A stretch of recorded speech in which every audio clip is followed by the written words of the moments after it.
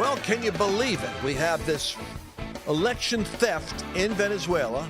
I mean, even any objective person sees 73% of the people that are voting, they're saying, oh my gosh, get rid of the dictatorship. But it ain't going anywhere. You know why? China and Russia just called in and said, hey, you stole that one in style. We're with you. You're against the United States, right? Yeah, we're on your side. So the United States condemns the election, not, I'm sure, because they're really against, these stolen elections. It's because China and Russia are working with Venezuela, along with Iran. You get it? Iran, Venezuela, China, Russia, North Korea. We're seeing the nations lining up. And by the way, you know what they have in common? They're all out to destroy the American economy. They're praying Trump never gets near the White House again. And they're counting on the fact that we're in a woke collapse of our own culture, which is why we're going to be talking today about the Olympics, about my friend Arthur Pawlowski, who's been over 100 times arrested in Canada, of all places, and about nationalism, why it's hated by the left and loved by people that want freedom. We're going to cover all that, but I just want to tell you something. These BRICS nations, they are going to go after that dollar. There's like 30 nations led by China and Russia. And I'm sorry, India is involved with it, and Venezuela. They want to claw away their dependence on the dollar, their relationship with the dollar. They want trillions of dollars of debt coming back home to the United States so that our inflation goes up like this. So a loaf of bread costs you like $20. It can get ugly fast. That's why you've got to figure out where to park your wealth. There's a surge of interest right now in crypto for justifiable reasons, but what has been for thousands of years the store of value? Silver, my friend, is going to be used by all the technology needs silver, and gold. They're buying up gold in China and Russia. Isn't that interesting? They want a gold-backed new global currency. I want you to write the word gold in the comments section if you're on Facebook or Instagram. Get a hold of my report on the de-dollarization of what's happening globally, how this could be kind of like an aspect of God's discipline in the West, but you don't have to be caught off guard. I want you to go to lancewallnau.com/gold, lancewallnau.com/gold, and you'll download the report and find out how you can take your IRA or a 401k, and you could keep it and protect it from a stock market crash, inflation, or the dollar hitting a dumpster fire, because you put your assets in precious metals that are safe. Once again, lancewallnau.com/gold. A little bit of knowledge is a powerful thing, especially if it is knowledge acted on before the crisis comes. lancewallnau.com/gold. Put gold in the subject line. And let's talk about the Olympics and its strange connection to the Reign of Terror, and why are they celebrating the beheading of Marie Antoinette? It's because a spirit of anarchy is entering the ludicrous, woke, left Western civilization. Let's get into it. I want to talk about this opening act of the Olympics, something you haven't heard, an angle nobody caught. So let me just put it to you straight. Then we're going to fill in the details. The opening act, going down the Seine River, the singing decapitated head of Marie Antoinette, the pageantry, all which goes up to a recreation of really the taking over of Notre Dame in 1793 and declaring a new day with a new deity, casting out Christianity and the old vestiges of Christian faith, and replacing it with a new age of inclusivity and tolerance. In 1793, transvestites and all manner of eccentricity was actually heralded and paraded as these participated in recreation of the Last Supper, acting as apostles in Notre Dame once it was stripped of all its religious regalia. A group called the Jacobins, who was a small group actually politically among four factions vying for power in France, had succeeded in taking over the cultural government apparatus and bringing in what's known as the Reign of Terror. What's strange about this whole scene is it's a recreation and celebration of the French Revolution. The problem is the French Revolution led to the Reign of Terror, led to the guillotines, led to social chaos, the rejection of Christ from the culture, and the insertion of a new era of inclusivity, brotherhood, tolerance, where perversion was exalted to the level of a state of enlightenment. If you get that 1793 foundation for what you were looking at, and then you see President Macron, oddly enough, saying, this is what France is all about, reading into their French Revolution and the spirit of revolution and inclusion, not even realizing that he's endorsing the uprising of a reign of terror. You get to understand why it is that mocking Christianity was part of the agenda, even though they tried to hide it. Mercedes will fill us in with some information, I think, but they used the Last Supper, Da Vinci's Last Supper, as a model. That was an intentional piece of their artwork.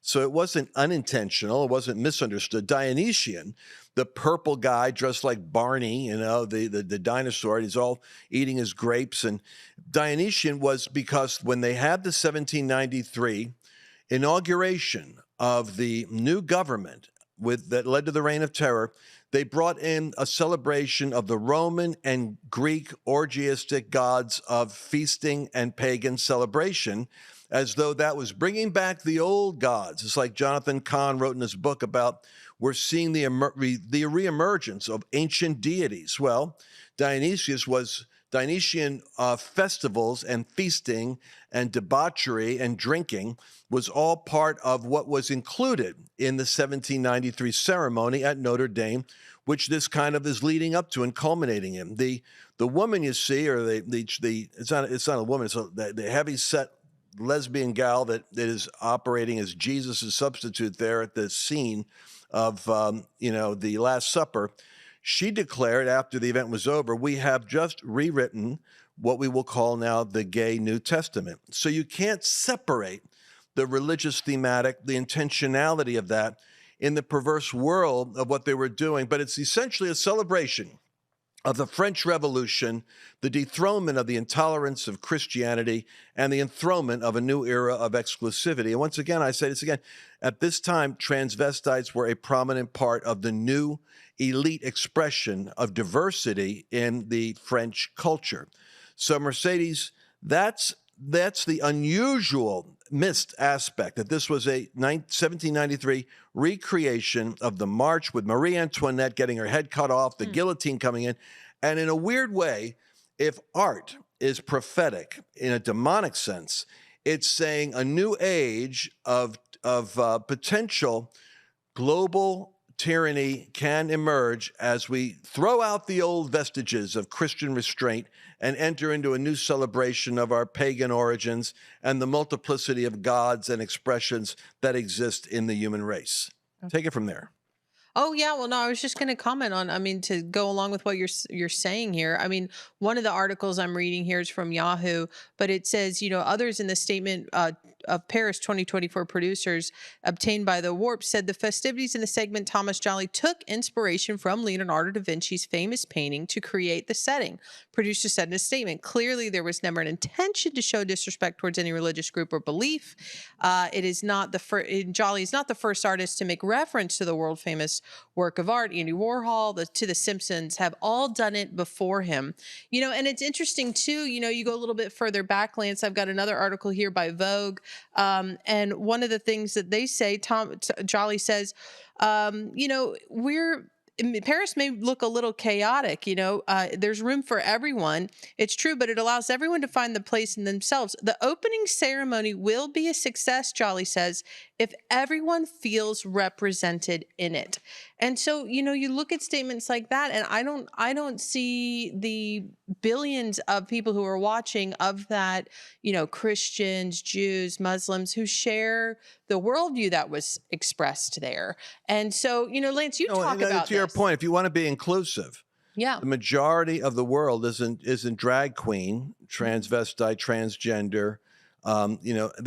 They're actually the 2 billion Muslims, the 1.5 billion Christians, and to them, they're looking at this as a mocking of their faith. If they had dared to touch Islamic symbolism in that, you would be seeing an entire different firestorm, because some 25% of France right now is unassimilated Islamic immigration that is totally not integrated into the culture at all. Yeah. And so it's not inclusive. Let me read you a quote here, which just lets you think that I am not getting this clear. And we should add in post, we should put a picture here of the Dionysian, purple guy, with the grapes in his mouth.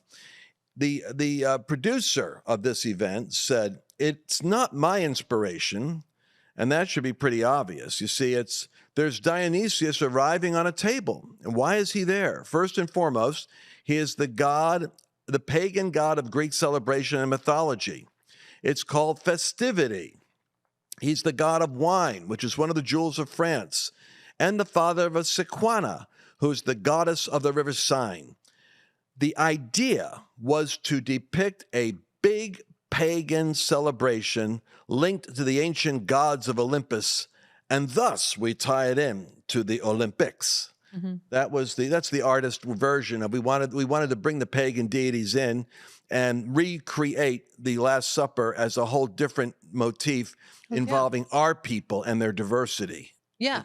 I mean, showing that at their table, at this pagan table, all are welcome, juxtaposed to the table of Christ and the apostles, which is exclusive, to a certain extent. And so, I mean, also, Lance, I've got a quote here from him. It says, from Thomas Jolly, I'm convinced that in our time we need to project ourselves together towards common ideals. As such, the ceremonies will be a great opportunity to share a collective narrative. So it's interesting, Lance. I mean, you talk about this. You talk about 7 mountains and how at the tops of these mountains, there are gatekeepers. There's positions of influence within culture and society. And this role that he was given, he clearly portrayed his common ideals, what he believes by and large, and people live in their bubbles. I'm not even saying he did anything malicious, but he has a worldview and he's been put in a position of power and he's promoting that worldview in front of billions of people at home. So I just think it's a perfect use case. It's a perfect example of when you talk about 7 mountains and gates of influence. Indeed. Now, the other story that was really big there, we've got only 2 minutes, and I don't want to agonize over this too much, but the Italian boxer who went up against what the argument is, this is a male boxing a female. And this is where I think the trans community creates the wedge issue out of the obscurity or the confusion of a minority of people who get a maximum amount of exposure so that they redefine what is normal. What you have here is, I don't know what percentage of mankind is in chromosome, an XY, which is a male with all the advantages of muscle development, bone structure, testosterone, etc. It's possible. There is a small fraction of humanity that is an XY male born with female genitalia. So what you've got here is an XY male chromosome with all the advantages of a male anatomy in a boxing profession against XX females who do not have that, and beating the crap out of them. And what I would say is that what you need to do to be fair is to say, let XY males who identify as female because they have the genitalia of a female, and I can't even prove that right now because you can't really find the argument clarified. They should fight each other. So you got the one XY female from Taipei who was disqualified because she didn't match the chromosome structure. She ought to fight this other one here who's XY female, and let there be a category where XY females are able to fight, but you cannot put someone with a male chromosomal anatomy into the ring with a pure female XX and expect it to be a fair fight, because it's not going to be.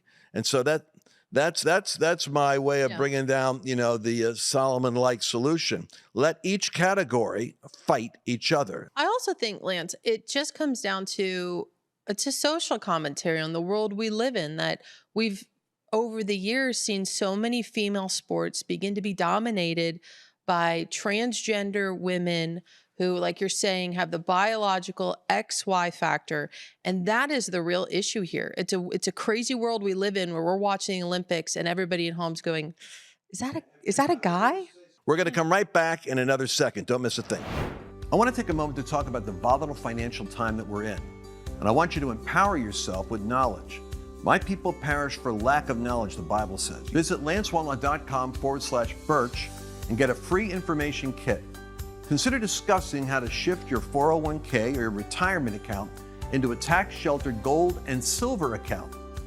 Why don't you go to lancewallnau.com/birch right now and take action for a secure future.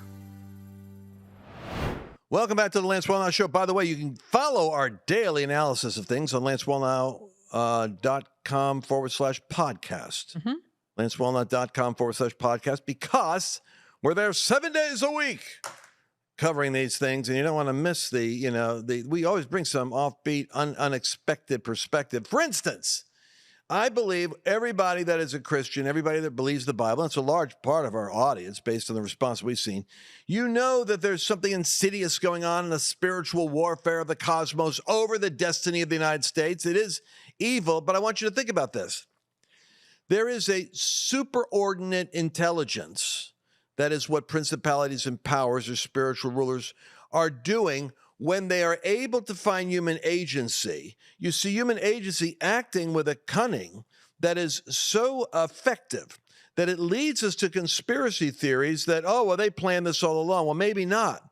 Maybe there's a spiritual warfare that's working out where people are being influenced by an intelligence that makes them smarter than they actually are, and they stumble into a kind of an execution of a blueprint, if you will, that is demonically wise. The Bible does talk about a wisdom that comes from below. It doesn't say a stupidity, it says a wisdom, because wisdom is the means to create an end.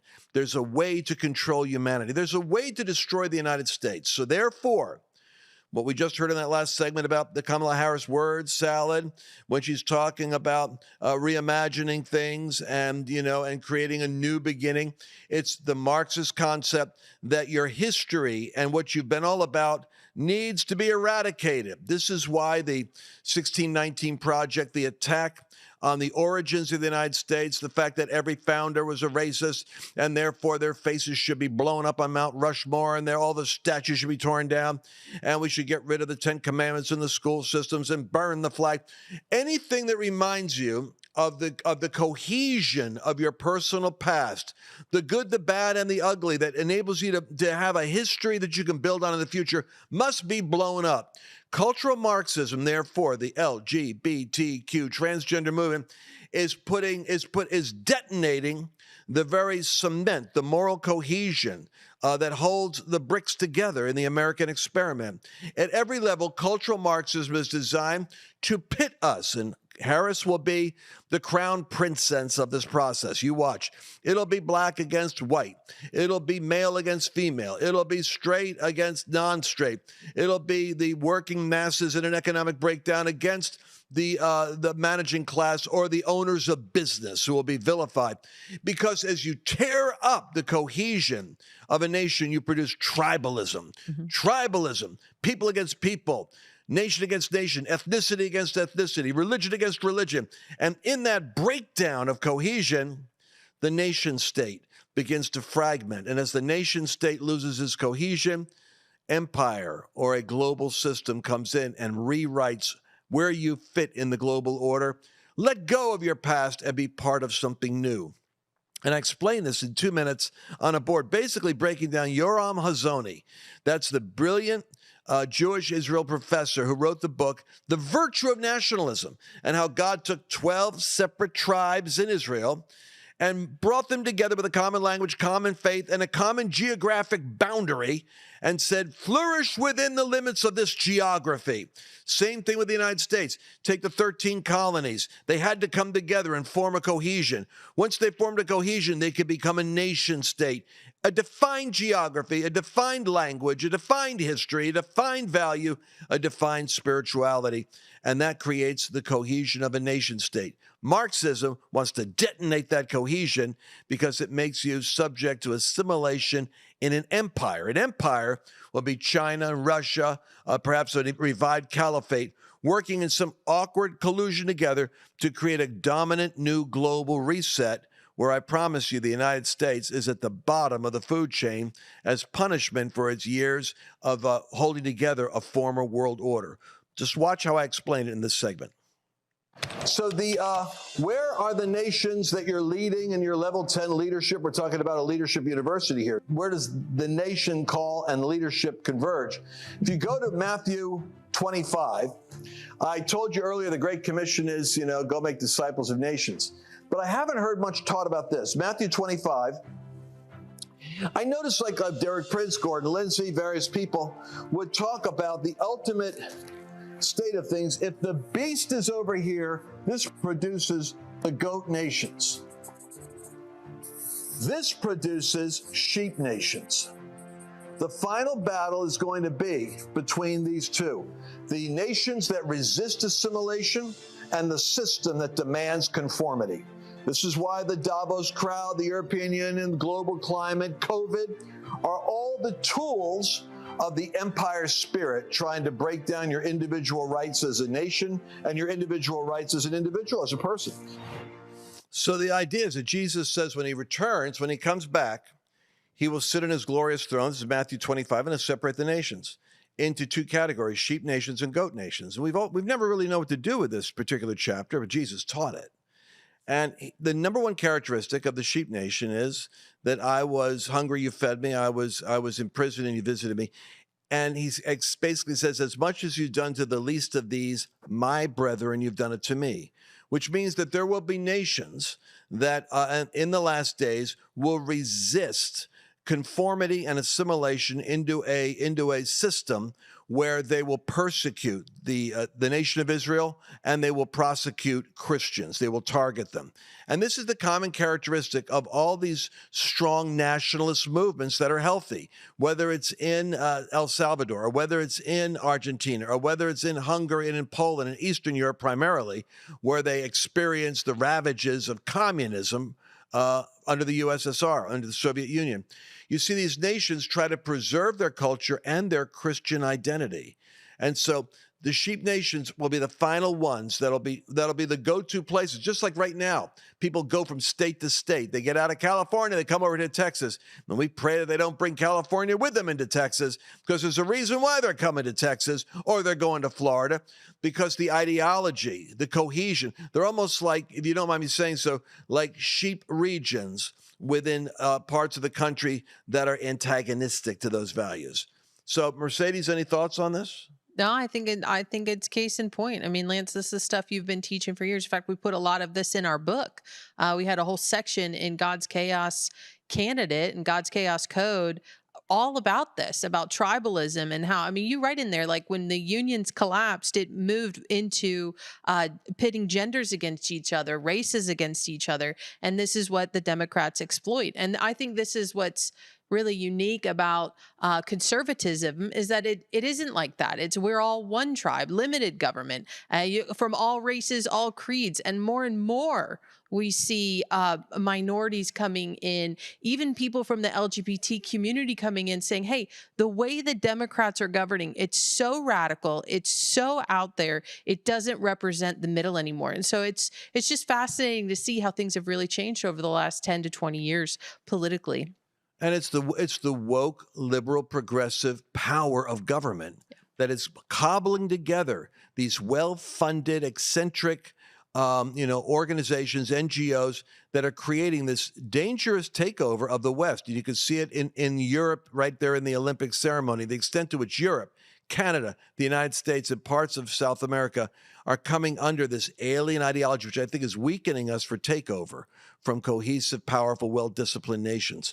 Arthur Pawlowski is a man in Canada, Polish origin, moves to Canada, and he has been persecuted, locked up, simply for standing up against Trudeau and their woke agenda. He spoke at our Courage Tour. We do Courage Tour events all over the states, and he just spoke there last week. I want you to catch what Arthur says. I have been arrested more times than I can remember. Over 120 court cases, over 350 citations. I spend more time in a court or in jail than in the church as a pastor, believe it or not. I have been kept in metal cages. I have been put in psych ward without the evaluation of the doctors or even knowledge of Alberta Health Services. Completely illegal. I have been kept in solitary confinement. My life was threatened. I had price on my head multiple times. They lit our house on fire in the middle of the night. They unscrewed tires in our cars, our trucks. I was physically attacked. And yet when I share my story, I want the people to know that they've done everything in their power to shut me up, and here I am in front of you. When I share my story, I don't want the people to hear, look what horrible things they have done to this man. I want you to say, look what an amazing things the Lord has done for him. And by the way, you want to be able to go to thecouragetour.com. Make sure you put your name in there and let us know that you want to know when we're going to be in your neighborhood, in your state, because we're looking at possibly in Carolina and Pennsylvania and other places. And you could be these powerful speakers telling their story. But the thing that I don't have time to get into it in this podcast, we're going to have to exit out so quickly, but I'll pick it up in the next one, is that this agenda for controlling humanity, like I said, is an insidious spiritual intelligence, because I think it's even working in the area of science and technology to be able to create, as you know, Harari has said for the World Economic Forum, the vaccine has the great potential, for instance, of being able to inject nanoparticles that have the technology to be able to monitor a human being, to be able to track them, to be able to actually process what their mood is and their response to news cycles or to political declarations, whether they're angry or frustrated or fearful or happy. And that this kind of a power, if it was ever in the hands of a Stalin or a Hitler or a Mao or a Caesar, would have completely revolutionized their ability to control and oppose their opposition. Add to it artificial intelligence that could take that nanobytes of information and process it so quickly. You don't have people reporting on each other with little documents like in the Soviet Union, spying on their neighbor, because you have instantaneous sorting out of where your people are, what they're thinking, what they're feeling, what they're doing. And so this is like something out of a Stephen King novel, except it might even correspond more closely to the book of Revelation, because this is the beast system, the potential mark. And now we're finding out the DNA itself is being affected by the vaccine. But I'm going to cover that in the next program. I'm going to have to stop right here. You want to catch the next one at lancewallnau.com/podcast. We'll see you again next week. Did you enjoy this latest episode? Please remember to share it with your friends, because the more knowledge you have, the better equipped you are to navigate the world.